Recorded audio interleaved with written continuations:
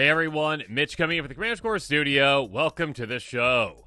Today's episode comes to you courtesy of one of my amazing patrons, Carlos, who's been supporting this channel as a Golden Pig tier patron. I truly couldn't do this without the support from amazing patrons like Carlos, so again, Carlos, thank you so much.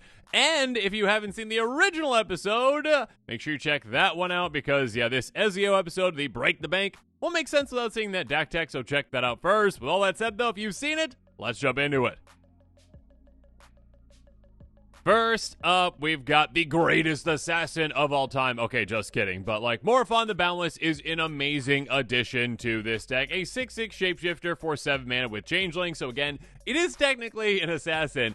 As it enters the battlefield, choose a creature type. Still, as you cast the chosen type, costs Wooburg less to cast. The effect reduces the only amount of colored mana you pay. And it also gives an anthem to those creatures. So, again, when we free run with this, getting this in play for just 2 mana, and then all of a sudden this reduces the cost of all our assassins by a ton and pumps them as well, that is quite the great feeling, and well worth that $6 if you are willing to break the bank with this upgraded version of the deck.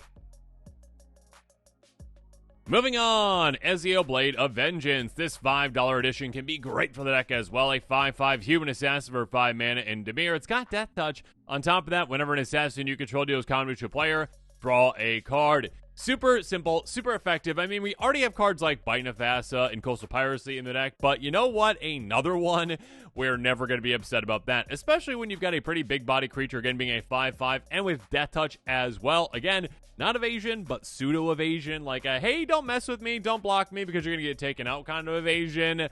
This can be amazing for us for that, as well as, of course, the massive amounts of card advantage we're going to be getting.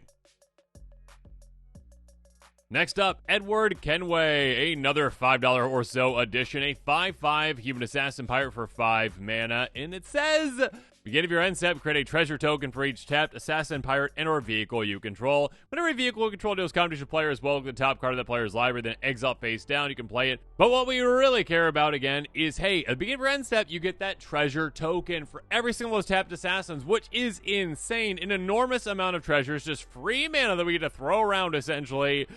And while it does care about, again, the creatures being tapped, those treasures aren't coming into play tapped. You can use them right away. Absolutely insane value. Yeah, a great addition.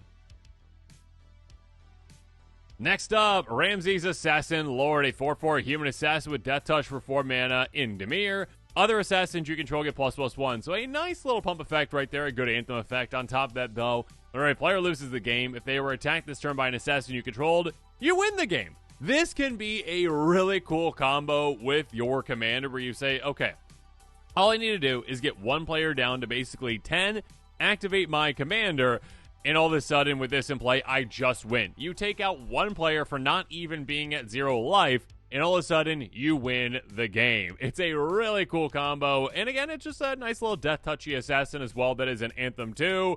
A great addition for $2.19. Olivia, Opulent Outlaw is another great addition, though, to a 3/3 vampire assassin with flying and lifelink for 4 mana. Whenever one or more outlaws you control deal combat with your player, create a treasure token. Yeah, that's a lot. Again, it is technically just going to be, again, 1 or more. So, yeah, for each opponent, that can be up to 3. If you got double strike, though, that can be up to 6. Still a lot of value to be had there. You can also pay 3, sacrifice 2 treasures, and get 2 counters on each creature you control, only at sorcery speed. That can be a great way to pump your team as well. But yeah, mostly free treasures. What's not to love about that? Onward we go to Achilles Davenport, a 3/3 human assassin for 4 mana in Dimir. It's got free running, menace, and it says, other assassins you control get ++1. Very simple, very effective, very evasive, and very much, again, yet another anthem. Again, we've got so many great anthems for this deck. A lot of value can be had, and a lot of damage can be done. Speaking of damage, though, Verdice the Veiled. My goodness, this is pretty perfect for this deck. A 1/1 Azra Assassin with Death Touch for 3 mana, and it says, whenever it deals combat damage to a player, that player loses half their life rounded up. So again, getting this through in combat can be a death sentence for that opponent. Being able to get through, hit that player, and say, oh, yeah, you just lost a bunch of life, didn't you? Oh, now you're in the range for my commander to take you out as well. Bye-bye. All right, buckle up for this next one, though, because we've got Unstoppable Slasher, a 2/3 zombie assassin with Death Touch that costs 3 mana, and it says, whenever it deals combat to a player, they lose half their life rounded up. So again, yet another great assassin to just wipe out someone's life total. On top of that, when this dies, if it had no counters on it, it comes back to the battlefield, tapped on stun control with 2 stun counters on it. So being able to just go, okay, oh, it's gone? Oh, don't worry about it, it'll be coming back. Slowly, it'll be coming back and creeping back at you and taking you out again and again and again, eviscerating life totals left and right. But when it comes to value, it's hard to argue against Mari the Killing Quill. So much value to be had here. A 3/2 vampire assassin for 3 mana in black. Whenever a creature opponent controls dies, you exile with a hit counter on it. So taking those creatures out, exiling them, and storing them for yourself, because assassins, mercenaries, and rogues you control have Death Touch, and whenever this creature deals combat to a player, you may move a hit counter from a card the player owns in exile. If you do, draw a card and create 2 treasure tokens. Really great way to just go, I'm just storing up card draw and treasure tokens, and also I gave all my assassins Death Touch. Yes, please. So much value to be had with this. Let's move forward, though, with Brotherhood Regalia, an equipment for 2 mana. Costs 3 to equip or legendary creature just 1. Equip creature has Ward 2, is an essential other types, and can't be blocked. Unblockability, my goodness, plus Ward 2, that is absolutely massive. A huge card for this deck, a great addition, even at $9.59.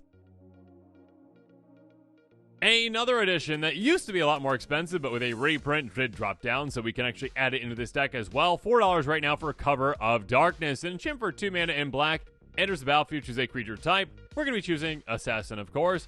Creatures of the chosen type have Fear. Again, they are unblockable, except against artifact creatures and our black creatures, but if your opponent doesn't have those, they're unblockable. So yeah, a low to the ground enchantment that makes our creatures really hard to block. You gotta love it. We're also going to be adding a sorcery, though, with Kindred Dominance. A sorcery for 7 mana in black. Choose a creature type, destroy creatures that aren't of a chosen type. Again, we're going to choose Assassin, of course. And then it is a one-sided board wipe that wipes out our opponent's armies, and basically, again, makes our creatures just be able to swing right through, because our opponents don't have any blockers anymore. So a great one-sided board wipe to add to this deck. And finally, a massive card to add to this deck that does not take up a spot in the deck really at all, because it is a land, Shizo Death Storehouse, a legendary land that taps for a black, pay a black tap, target legendary creature gains Fear until end of turn. Again, making it unblockable except against artifact creatures and or black creatures. So this can just be a free get through on an opponent, essentially effect for our commander or other creatures as well that are legendary. But yeah, especially with our commander and that game-ending ability, this can be absolutely huge. And again, not really taking up a spot because it is a land. And with that, this episode is coming to a close. Make sure you comment below with your thoughts on this one. And of course, as always, thanks again and have a good one.